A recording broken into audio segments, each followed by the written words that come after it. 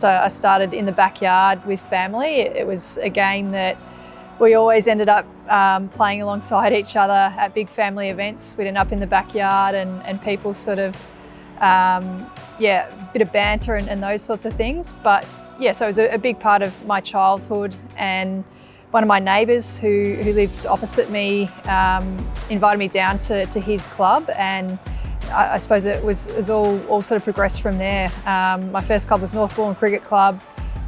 Played in the boys under 12s, I think it was, and girls under 17s team, and from there, I've obviously gone on and achieved my dream.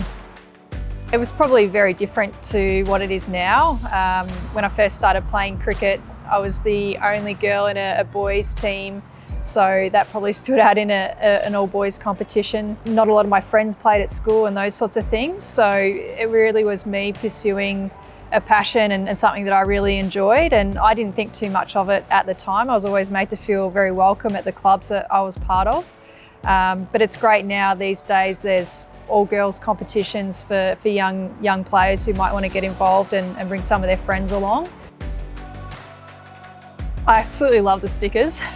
Great colours. For me, when I think about that word as well and what it means for women, I think about a boldness, a fearlessness in terms of how we play and those sorts of things. But when I think about Kookaburra as a cricket company, I'm actually really grateful for everything that they did in my career. So when I was a young girl coming through all those years ago, it was really hard for female players to get a bat sponsorship, and Kookaburra gave me a sponsorship, gave me my first cricket sponsorship as a female athlete, and it was very few and far between. Maybe only one or two players in a squad at that time would have a bat sponsor, and so that's something that I've never forgot as a player, is that them backing me and showing me that sort of loyalty throughout my career as well. So it's really special that there's a female range, and hopefully we see lots of young girls using it throughout the summer.